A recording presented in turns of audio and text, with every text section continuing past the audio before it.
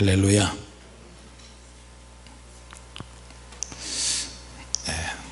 자, 모임이라는 제목으로 말씀을 한번 은혜를 받도록 하겠습니다.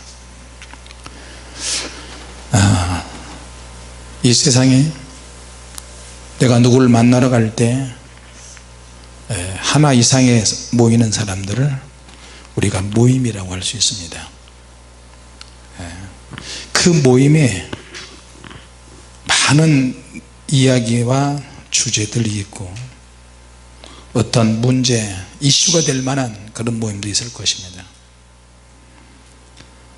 주님을 향한 제자들의 뜨거운 헌신이 있었는데, 주님이 계실 때는 언제든지 그런 헌신이 있었고요, 주님을 육안으로 볼 때는 내가 주님 앞에 이야기도 하고 질문도 하면서 주님의 말씀도 듣고, 혹시라도 내가 책망받을 일이 있으면 주님께서 책망도 하고 교정도 해주시고, 그래서 열심히 3년 반 동안 주님을 따라다녔는데,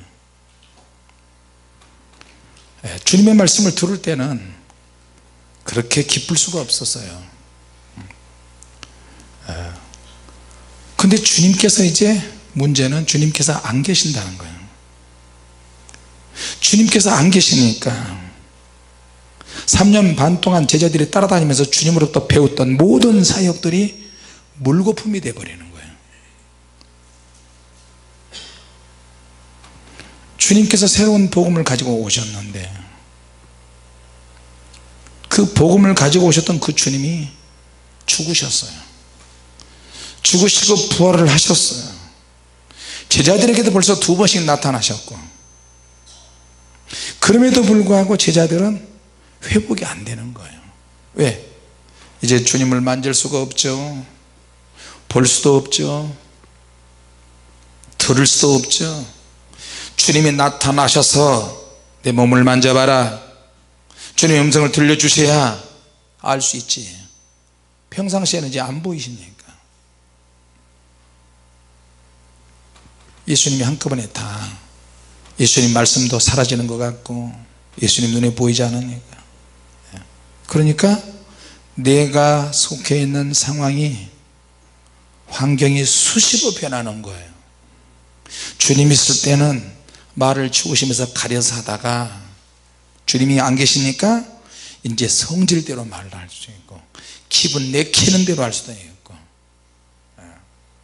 제자이면서도 전혀 제자의 색채가 안 보이는 거예요. 제자의 느낌이 안 드는 거예요. 제자들끼리 모여 있으니까.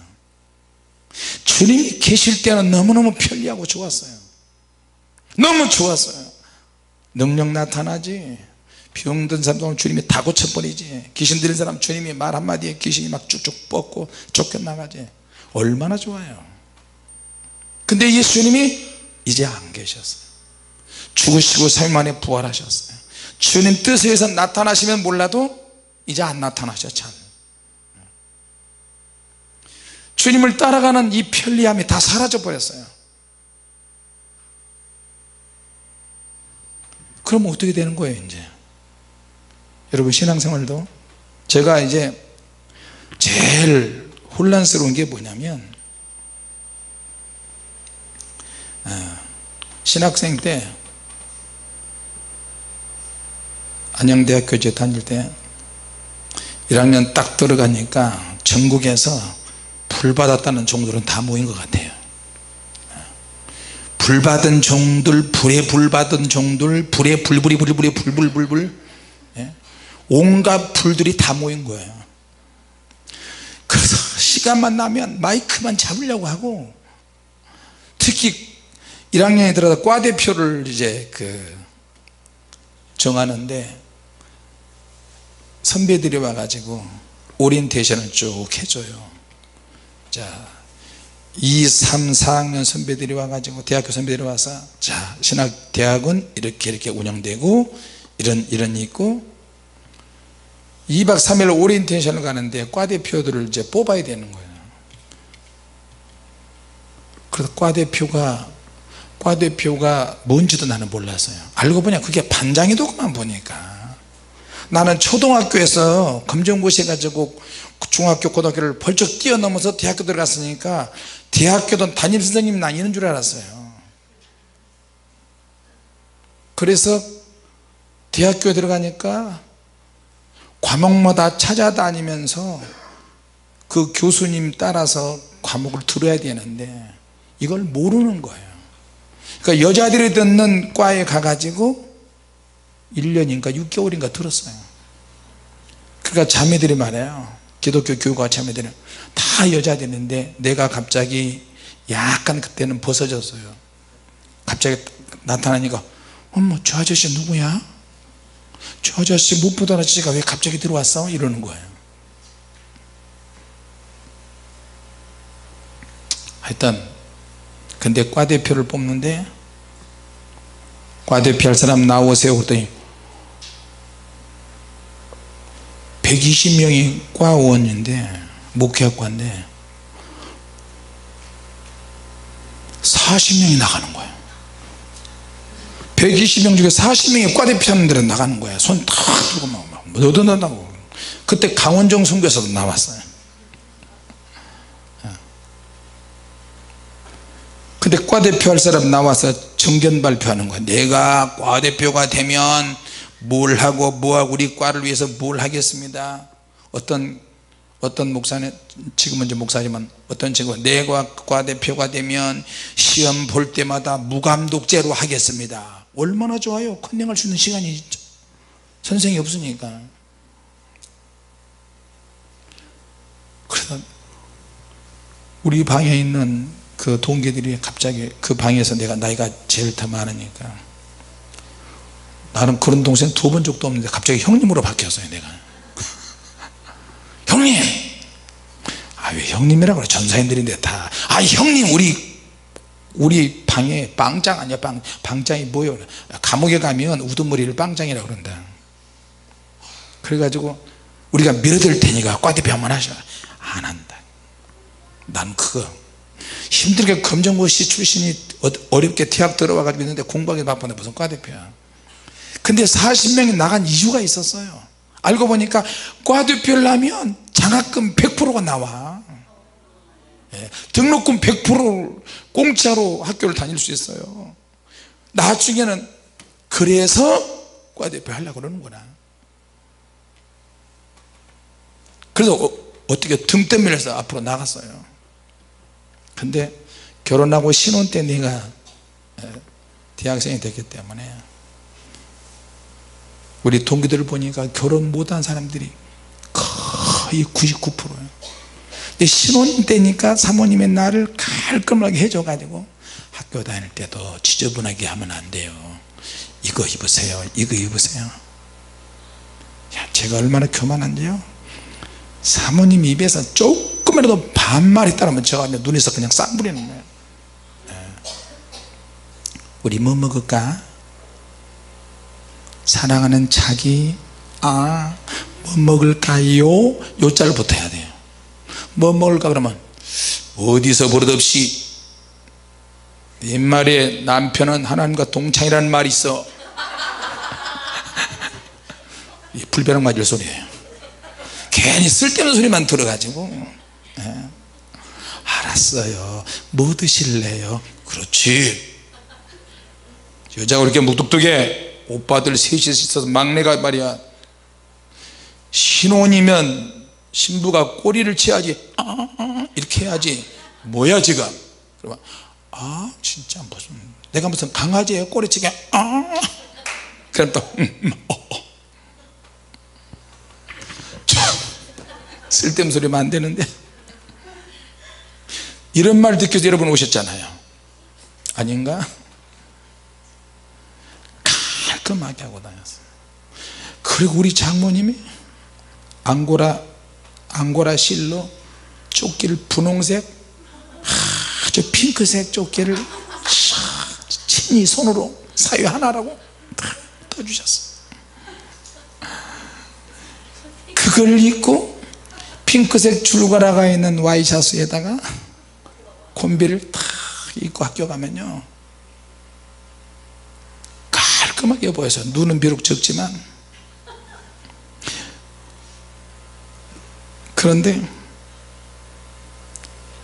친구들이 이제 동기들이 보고 김영도 목사님, 김종현 선생님 도대체 결혼했나? 지금 신혼이야 신혼. 그 어쩐지. 그러니까 동기들을 보면 너무너무 불쌍하고 안 돼 보여요. 학교에 오면 몸에서 땀 냄새가 범벅이 된 동기들이 거의 90%예요. 그래 보면은 이준사, 김준사, 송준사 밥 먹으러 가자. 내가 사줄게. 식사 대접하고 간식 사주고. 잠잘 때 끝나고 가면 나 잠잘 때도 없는데 교회 뒤의자에서 거기서 기도하는 사람, 잠자는 사람, 그래 우리 집에 가자. 우리 집에 가서. 그래서 와서 보는데 모이라 그러니까 한 10명이 모인 거야. 10명 가까이. 근데 오는 친구들이, 난 생전 말도 안 걸어본 친구들이 막 같이 무더기로 몰려왔어요. 너무 무서운 사람이 왔어요. 한쪽 오른쪽 눈에 개눈을 박은 사람이 왔어요. 개눈을 박은 눈이요 이래요. 이 다마가 하얘. 얼마나 무서운지 아세요? 자리 안 비켜주잖아요. 전철 타고 오는데 쌍문동까지, 안양에서 쌍문동까지 오는데 안 비켜주면 눈 이리 가지고 아가씨인데 가서 딱 잡고 이러면 어머 왜 나를 쳐다보고 지랄이야. 속으로 그러면서 얼른 비켜주면 거든. 그러니까 우리 사모님이 나를 그때 매일 멤버를 바꿔가면서 데리고 다녀요. 어떻게 당신 친구들은 다 이상한 사람들만 데리고 와요? 뭐가 어때서? 다 세계적으로 쓰임받은 사람인데 세계는 무슨 발 하나 닦고 오라 그래요. 냄새가 막 진동을 하는 거예요. 그때 5,000원을 빌려간 전도사가 하나 있었는데 30 몇 년이 지나도록 오늘 안 갚았어요. 오늘 만난 그 목사님이야. 송 목사님 돈 5,000원 빌려갔는데 아직도 안 갚아? 언제 갚을 거야? 그때 언제인데 자꾸 그런 말이에요. 에이 진짜.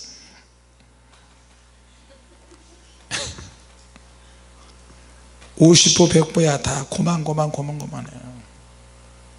나한테 과대표 되면 뭐 할 거냐고 앞에 나가서 정견 발표하래. 해서 나는 힘들게 검정고시 해가지고 초등학교 졸업하고 26살에 25살에 힘들게 대학 들어와 가지고 했어요. 나는 과대표가 뭔지도 잘 모르고 그냥 그 말하고 쏙 들어와 버렸어요. 열변을 토하고 참, 목회 청사진들을 막 쫙 이야기해요. 다 돌아가면서 앞으로 비전과 꿈을 가지고 이야기하는데 나는 세계 선교를 해서 세계적인 부흥사가 되겠습니다. 나는 지금 이렇게 큰 교회에 있는데 거기서 큰 교회의 조직 행렬 나는 다 배우고 있습니다. 뭐 이렇게 했어요. 뭐 이렇게 다 하겠습니다. 드디어 내 차례가 왔어요. 앞으로 뭐 하겠냐고. 아이고 나는 기도하기 바쁘고 할 수만 있으면 성령 충만한 목회자가 됐으면 좋겠고 기도하다가 주님 나라에 갔으면 좋겠으면 나는 다른 거 없습니다. 혹시 주님께서 역사하셔서 나에게 기회를 주신다면 한번 크게 들어서 쓰임받고 싶은 생각은 있습니다. 근데 지금 내가 너무 그런 그릇이 아니기 때문에 1학년 때는 뜨거운 믿음으로 진짜 목회자들의 믿음으로 막 11시에 끝나면 또 산에 가서 다들 막 불러불러 하죠. 막 불 떼죠. 그때는 출석을요 이름 부르면 성경 읽은 장소를 대야 돼. 권승호 성경 읽은 장소를 대. 일주일 동안 읽은 거. 임재영 까만 것은 먹이요 하얀 것은 종이요. 자 그렇게 해서 막 모였어. 예수님의 제자들도 예수님이 계실 때는 경쟁이 붙어서 막 기도하지, 기도는 많이 안 했다. 전도는 열심히 하고 주님 말씀 듣고 막 질문하고, 그런데도 주님은 계속 테스트를 하시는 거야. 한밤중에 산에 가서 기도하시고 풍랑이 일어나게 만들어 놓고 한밤중에 바다 위로 저벅저벅 걸어오시기도 하고, 저들의 믿음이 진짜인지 아닌지 믿음의 실체가 막 드러나서 아닐 경우에는 주님이 증명해 주세요.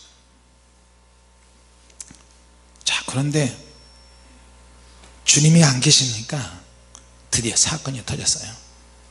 예수님이 부활하셔서 나 고기 잡으러 갈 거야. 베드로가 그 말을 하니, 그러니까 옆에 있는 나다나엘이나 다른 제자들까지 그래 그럼 나도 가자 나도. 자, 쉽지 않은 말들을 막 해요. 그래서 사람이 말을 할 때 그 사람이 말을 하면, 그 사람이 말을 들으면 그 사람이 영적으로 어떤 상태인지 알 수 있어요.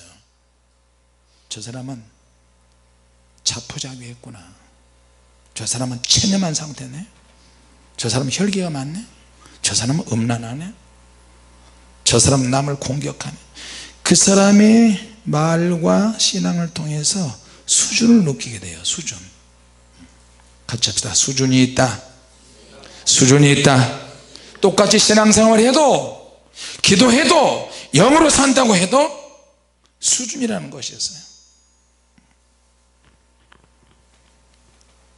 어떤 형제가 믿음이 아주 좋았는데 종종 어떤 슬럼프에 빠져요.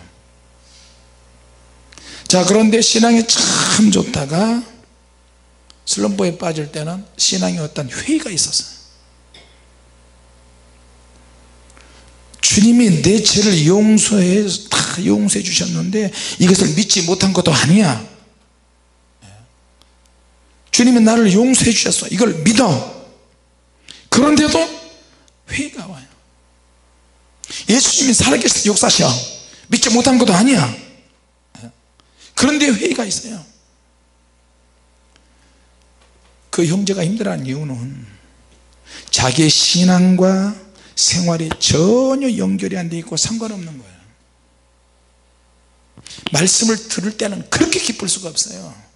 기도하고 찬양할 때는 너무너무 좋아요. 그러나 기도하고 찬양하고 말씀을 듣고 성령의 불을 받는데 실제 생활에서는 그 능력들이 전혀 힘을 발휘하지 못하는 거예요. 기도해도 끝나면 생활로 돌아가면 아무것도 쓸모가 없어요. 실제 생활에서는 현실로만 돌아가면 꽝이야. 힘이 안 되는 거예요. 취직 소식도 아직 없고 결혼도 못하고 시험이라는 시험은 다 불합격되고 식구들이 결혼 언제 할래, 직장 언제 잡을래, 너는 왜 그 모양이냐, 대학교까지 나왔는데 교회에서 기도만 하면 다냐. 식구들 볼 면목도 체면도 없는 거예요. 내가 그리스도인이라면, 내가 예수 믿는 사람이라면 식구들은 다 안 믿는데 이걸 다 열매로 보여줘야 되는데 보여주고 싶은데도 보여줄 만한 것이 아무것도 없는 거예요. 오직 현실에서 실패한 인간의 모습만 보이는 거예요. 자기에게, 자기가 자기를 받아. 제자들이 그랬어요. 주님은 영광스럽게 부활하셨는데 나와 무슨 생각이, 나와 무슨 상관이었어. 나는 회복이 안 돼요. 예수님을 공식적으로 3번 부인했던 베드로, 토마, 또 다른, 이 자기가 한 말이 다른 사람들에게, 다른 제자들에게 막 파급이 되는 거예요. 막 파급이 돼요. 네. 여러분, 저는요 맨날 스트레스 속에서 살아요. 고민 속에 살고 스트레스 속에 살아요. 사람들이 나 고민 하나도 없는 줄 알아요. 그러니까 막 이것을 잊어보려고 기도도 하고 찬양도 하고 엎드려서 간구하고 그러지만 또 낮에는 또 시간 나면 또 산에 쭉 올라가서 막 스트레스 운동으로 풀고. 제자들이 그래서 제자들이 주님은 영광스럽게 부활하셨는데 그 능력과 부활의 능력이 제자들에게 전달이 안 되고 있어요. 통로가 막혀 있어요. 그래서 주님은 찾아오시는 거예요. 주님이 내게 찾아오셨을 때, 제자들에게 나타나셨을 때 그 이유가 베드로의 말과 행동에서 찾아볼 수 있어요. 베드로가 자신 있게 나 고기 잡으러 간다.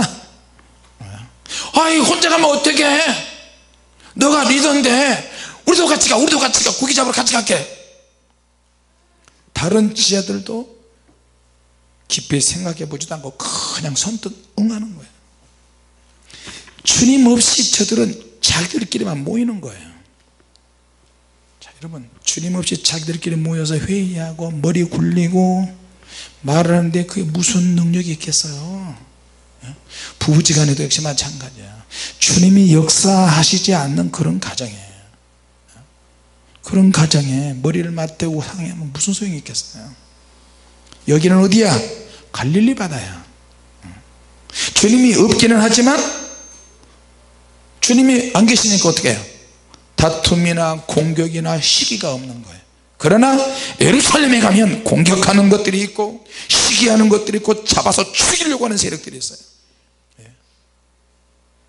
주님이 계실 때는 먹을 것을 항상 공급해 주셨는데 주님이 안 계시니까 누가 먹을 것을 공급해 줘요? 당연히 갈릴리 바다로 갈 수밖에 없지. 그렇다고 이들이 기도를 하는 스타일인가?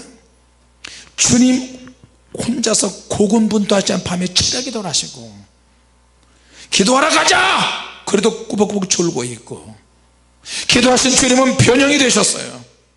모세도 엘리야도 나타나서 별세에 대해서, 주님의 죽으심에 대해서 이야기하시는 거예요. 주님 감당 잘 하실 줄로 믿습니다. 근데 갈릴리 바다에 사는 물고기들이 볼 때는 어떻게 했어요? 3년 전에 봤던 베드로가 또 왔네. 물고기가 지능이 아무리 나빠도요, 혹시 아는지 어쩐지 모르겠어요. 저런 바보, 주님을 제대로 믿지 못하고 또 왔구나. 그래서 베드로가 밤새도록 옛날에 했던 방식으로 소명과 사명이 사라지니까 되돌아가는 거예요. 같이 합시다. 소명이 중요하다, 사명이 중요하다. 주님이 나를 선택하셔서 나를 부르셨어요. 소명이 확실하면 거기서 사명이 나오고 미션이 되는 거예요. 그러면 거기서 무언가 할 수 있는 능력이 생기는 거예요. 할렐루야. 소명의 능력이 임해야 돼요. 소명의 임재와 기름 부음이 임하면 강력한 소명이 만들어지는 거예요. 믿습니까? 그리스도인들이 이런 사람이 얼마나 많은데요. 그러니까 수시로 방황하는 거야. 수시로 밑으로 떨어져요. 주님이 나를 선택해 나를 불렀다. 평신도로, 목회자로, 선교사로, 교사로, 사도로, 목사로, 섬김의 달란트를 가지고 내가 주님의 부활을 직접 목격하고 주님의 부활을 증거하는 어부가 되었는데, 사람 낚는 어부인데 다시 물고기 잡는 어부로 전락했어요. 밤새도록 물고기를 잡기 위해서 그물을 던졌는데 또 빈 그물, 던졌는데 빈 그물. 무슨 생각을 했을까요? 베드로를 비참하게 만들었어요. 다른 지혜들도 비참하고 속상해요. 반대로 얘기하면 물고기가 베드로를 비웃는 거예요. 에라이 덩신아, 그래도 못 깨닫니? 야! 베드로가 또 그물 던진다! 피해! 다 피하는 거예요. 그날 밤에 베드로는 소명받을 때 베드로보다는 더 비참했어요. 주님의 맛을 봤지, 말씀의 맛을 봤지, 능력도 체험했지, 3년 반 동안 주님 따라다녔지. 지금은 자기 처신이 어떻게 되겠어요? 제자들의 상태가 다 그런 상태예요. 거기서 거기에요.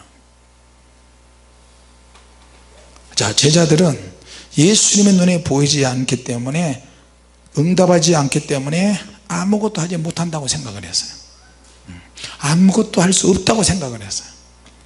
그때 주님께서 찾아오셨어요. 제자들의 열정이 있긴 있는데 다시 영적인 열정은 다 사라지고 물고기 잡는 열정만 남은 거예요. 여러분, 은혜 떨어지면요 세상 사람하고 똑같아요. 성령 받은 사람도 은혜 떨어지면 세상 사람하고 똑같다니까요. 성령 사역자도 은사 사역자도 결국에는 돈 때문에 아등아등하고 돈 때문에 사람을 배신하고 돈 때문에 타락하고 그렇게 되는 거예요. 성령 받으면 돈이야 그까짓 거 뭐 없으면 어때? 기도하고 영적으로 살고 믿음으로 사는 것이 행복하지. 할렐루야. 그런데 그런 성령 사역자라 할지라도 은혜 떨어지고 열정 떨어지고 주님의 임재가 사라지면 그 열정이 사단이 가만 놔둬요? 은사 은혜 능력 없으면 육적인 열정으로 바뀌어져 버려요. 그러니까 목회자들이 은퇴하고 편안하게 살 궁리만 하는 거야. 교회에서 내가 몇십 년 목회했는데 사례비 그동안에 퇴직금 명목으로 많이 받아가지고 매덕 몇십억 몇백억 해가지고 얼렁뚱땅 해가지고 부부가 평생에 남은 생에 이제 운동이나 하고 여기저기 여행 다니면서 인생 종칠 때까지 사는 거예요. 얼마나 인본주의예요. 성령의 역사를 조금 아는 사람은 자기가 목회할 때는 성령의 역사에 대해서 마음은 있지만 주변에서 2단 3단 할까봐 쉬쉬하고 있다가 이제 목회를 안 하니까 조금 자유해졌어요. 조금 마음이 좀 오픈됐어요. 얼마나 가겠어요 그게. 단임 목회를 하는 사람이 성령의 역사를 위해서 오픈해서 강력하게 사역을 해야지. 구설수에 올라도. 여러분 그러지 않아요? 그래야 그 교회 성도들이 한 사람이라도 성령의 사람으로 만들어 놓고 나와야지. 은퇴를 해도 은퇴 다 해놓고 교회에 쫓겨나서 이제 뭐해 그게 자유한 거예요? 아니야. 그거는 하나님 앞에 가서 뭐라고 할지 참 걱정이 돼요. 불변학 맞지 않을까요? 야 너 누구야? 저 목사입니다. 나는 몰라. 너 왜 목회하면서 성령 역사를 제한했어? 성도들은 은혜 받으려고 하는데 너는 그것을 제한하고 있어. 심지어는 보수신학교요. 보수신학교 교수들, 보수신학이 한국 교계를 다 망쳐놔요. 화란신학이 다 망쳐놓는다니까. 지금 한국 교계에 있는 모든 것들 전부 다 화란신학이에요. 화란신학. 아브라함 카이퍼, 에프로스 그 신학의 조류가 다 그래요. 기도도 세게 못하게. 주여! 그러면 기도는 그렇게 한 게 아니요 경건하게 해야 돼요. 성령께서 임하시면 제자들이 열받잖아요. 뛰쳐나가는 거야. 이제 예루살렘 나가고 그것도 부족해. 유대 전역으로 가보고 사마리아 상종하지 않는 사마리아 땅까지 들어가고 고넬료 이방인의 그 장군 집에도 들어가서 구약적인 고넬료의 가정을 경건하고 백성 구제 잘하고 하나님의 천사의 왕래도 받잖아요. 그러나 부족해. 뭔가 빠졌어요. 왜? 성령 세례를 받고 싶은 거예요. 믿습니까? 하나님의 능력을 받고 성령 세례 받는데 이게 선택이라고 생각해요. 이건 선택의 문제가 아니에요. 여러분 예수 믿고 구원받은 거 선택의 문제입니까? 아니죠. 이건 당연히 이건 필수적으로 우리가 구원받아야 되고요. 성령님이 충만하게 임하시고 예수님을 구주로 영접하는 것도 주님이 이 성령으로 인해서 우리가 주라고 하지만 사역하기 위해서 사명을 감당하기 위해서는 더 강력한 능력을 받아야 되는 거예요. 근데 이빨 빠진 종이 호랑이가 되도록 스스로 그렇게 해요. 이 말하면 은퇴한 목사님 나 욕 많이 할지도 모르겠어요. 목회자들이 살아야 교회가 살고 이 성도들이 사는데 목회자가 썩은 생각을 다 가지고 있으니까 안 사는 거예요. 그저 인간적으로 먹을 거나 사가지고 오고 선물이나 가져오면 헤헤거리고 히히거리고 이게 목회자예요. 한국 교회. 나 기가 막힌 소리를 들었어요 엊그제. 서울의 큰 교회 몇천 명 모이는 교회. 후배 목사한테 고작 한다고 하는 말들, 그런 말을 찌꺼려요. 내가 이 정도 목회하니까 먹고 살기에 부족함이 없어, 여유가 있고 좋아. 그래서 담임 목사 껍데기 하나 세워놓고 뒤에서 조종하면서 다 하고 담임 목사 하나도 못하게 해요. 이게 한국교회 대교의 실상이에요. 주님이 뭐라고 그러실까요? 성도들은 영적 의식이 살아나 가지고, 영적 의식이 살아나면 사람이 영으로 살게 돼요. 혹시 영의 의식이 살아날까 봐 두려워서 전전긍긍하면서, 여러분이 성령의 사람이 되면 생배 조각이 되고 새 포도주가 돼버리는 거예요.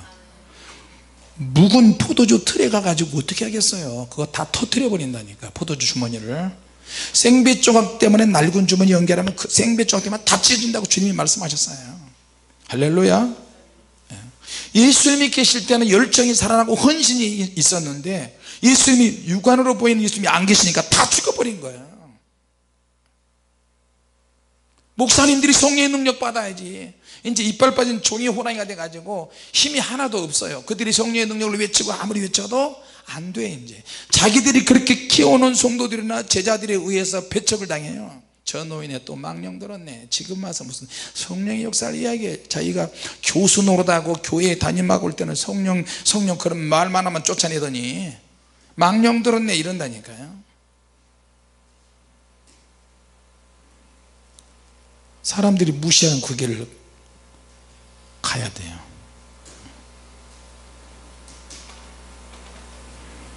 내 안에서 일어나는 참 많은 복잡한 것들이 있는데, 복잡한 구조가 있어요. 늘 미로처럼 얽히고 설키고, 그것이 살아서 나를 스트레스를 주고 괴롭히고, 당시의 제자들도 역시 마찬가지예요. 근데 주님만 만나면 주님이 늘 새롭게 하셔. 할렐루야. 자, 그럴 때 우리가 얼마나 가장 기본적인 문제로 충실할 수 있는가. 하나님의 말씀과 기도와 성령의 능력이 반드시 있어야 된다.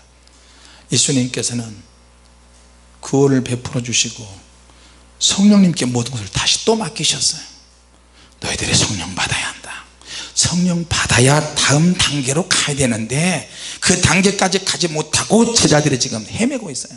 제자리에서 뱅뱅뱅뱅뱅뱅 다람쥐 채밖에 돌듯이 막 앞으로 갔다가 또 시험 들면 다시 제자리로 와버리고, 예수님만 안 보이면 다시 또 제자리로 오고. 예수님은 새로운 환경으로 계속 밀어넣고 싶은데 제자들의 몸을 사리는 거예요. 그래서 12제자 가지고는 한계가 있으니까 하나님은 또 다른 쪽에서 율법주의, 율법에 정통하고 이론에 정통하고 정말로 대단한 사울이라는 청년을 바울로 만드는 작업을 하시기 시작했어요. 할렐루야. 내가 하나님 앞에 충성하지 못할 때, 내가 중언부언할 때, 내가 차일피일 미룰 때 하나님은 나 대용으로 다른 쪽에서 또 강력한 하나님의 종을 양육하고 계십니다. 특별한 환경에서 또 하나님이 만드세요. 할렐루야. 반대로 이야기하면 다른 종들이 타락할 때, 다른 종들이 영적으로 살지 않을 때 내가 새로운 종이 될 수 있다는 거예요. 내가 새로운 대안이, 하나님의 대안이 될 수 있어요. 같이 합시다. 내가 새로운 하나님의 대안이 될 수 있다. 할렐루야. 그러려면 폭이 넓어야 돼요. 사고력이, 영적 사고력이 있어야 돼요.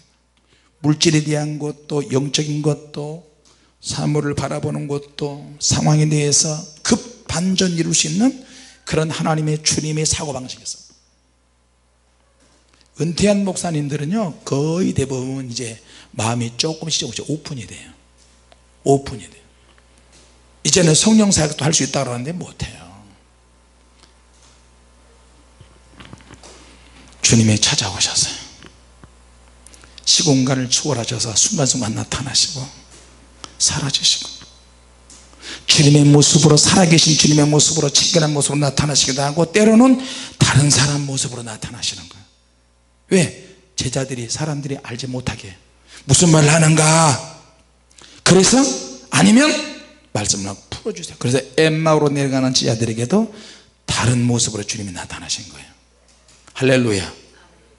자, 그럴 때 예수님께서 말씀을 풀어주시잖아요. 당신은 예루살렘에서 있었던 사건도 모르신단 말입니까? 우리는 그 예수님의 제자들인데 그 예수님이 죽으셨습니다. 그런데 다른 모습으로 예수님의 말씀을 다 풀어주실 때 마음이 막 뜨겁기 시작했어요. 이분이 예수님 같은 말씀을 하시네. 예수님 아니야? 순간 사라져 버렸어요. 우리의 기도와 열정과 헌신이 죽으면 하나님은 이걸로 절대 끝나지 않습니다. 다른 민족 다른 나라에서 우리보다 더 강력하게 순수하고 뜨겁게 기도하고 더 열정 있고 근성 있고 인내하는 그런 종을 하나님이 또 만들어내세요. 할렐루야. 제가 그게 걱정이야. 배가 아프잖아요. 네? 우리 교회에서 나왔으면 좋겠는데, 내 자식들이 그렇게 됐으면 좋겠는데, 주님의 교회 팀들이 그렇게 됐으면 좋겠는데, 다른 민족에 가서 다른 사람이 다 혜성처럼 등장해서 막 성령의 불을 받아라 막 뒤집어지고 그러면 한국 사람 또 우르르 거길 거예요. 자, 여러분, 능력이 열리는 시대 우리가 살고 있습니다. 그 능력의 시대로 주님이 우리를 초청하고 계십니다. 할렐루야. 그래서 초대교회 성도들은 주님께서 하신 말씀을 기억했어요. 주님이 오셔서 오늘 다 회복시키셨어요. 자, 우리는 신앙은 신앙이고 먹고 사는 문제는 여전하다. 제자들 상태가 이랬다. 예수님께서 어린아이들처럼 얘들아 너에게 고기가 있느냐? 자기 자신 아무것도 할 수 없는 상태처럼 예수님이 얘들이라고 표현하시면서 부르시는 거예요. 앞으로 어떻게 살지? 직장, 결혼, 나는 누구를 만나야 될까? 자, 그런데 주님은 다른 말씀 안 하시고 사랑 타령만 하세요. 요한 아들 시몬아 내가 나를 사랑하는. 제자들이, 자, 여러분, 우리 신앙생활 하는 게 편리한 것도 있지만 지금 한국 교회는 물질의 부흥관계가 너무너무 편리해졌어요. 너무너무 편하고 좋아. 그래서 부담 있는 교회는 안 가요. 성전 건축하다가 성도들이 쫙 빠져버리고, 성전 건축한 교회는 빚이 있냐 없냐 슬그머니 물어보고 빚이 다 없고 그러면 막 등록을 한대요. 얼마나 편안해요. 편안한 거리에 교회, 편안한 간격, 편안해하는 지점까지 왔어요. 제자들도 역시 그 부분까지 동참했어요. 그 이상은 통하지 않은 거예요. 제자들의 열정이나 수준이 예수님의 십자가에 못 박고 부활의 능력과 성령의 강력한 역사가 할 때까지, 그런 능력이 나타날 때까지는 통하지 않는 거예요. 자, 여러분, 저와 여러분도 역시 마찬가지일 거예요. 우리 교회를 2단 3단 별의별 소리를 다 하는데 그 말 때문에 주님에게 오지 못한 사람이 얼마나 많겠어요. 그 말 때문에 나하고 연결되는 동역자라든지 동기라든지, 내가 과거에 있던 그 노예라든지, 혹시라도 김용도 목사와 같이 연결될까 봐 전전긍긍한 종들과 성도들이 얼마나 많은지 아십니까? 집회를 하려고 해도 연결될까 봐 후환이 두려워서 못해요. 아이고 참, 얼마나 답답해요. 그럼 하나님의 능력은 뭐야? 거기까지야. 그 사람들에게는 더 깊이 체험할 수, 더 영적으로 나갈 수 있는데 안 되는 거예요. 헌신봉사도 성령 받기 전까지, 갈릴리 바다까지, 거기까지만 열정이 통하고 거기까지만 헌신하는 거예요. 그 이상은 안 되는 거예요. 예수 믿고 구원받아도 기도를 해도 더 영적으로 치고 들어가서 그 이상의 영적인 세계가 있는데, 들어가면 위험하다, 들어가면 잘못된다, 들어가면 타락할 수 있다, 성령 살자는 결과가 안 좋다, 그러니까 그 전까지만 가는 거예요. 믿음의 선택에는 여지를 남겨둬서는 안 돼요. 같이 합시다. 믿음의 선택에는 피할 수 있는 길이 없어야 한다. 할렐루야. 주님께서 제자들에게 그렇게 찾아오셨어요. 갈릴리 바다에 가서 고기를 잡는다? 아이고 주님이 말씀은 안 하시면 얼마나 답답하시겠어요. 아이고 이 철없는 것들, 너희들한테 성령 받으라고 그러지 않았느냐.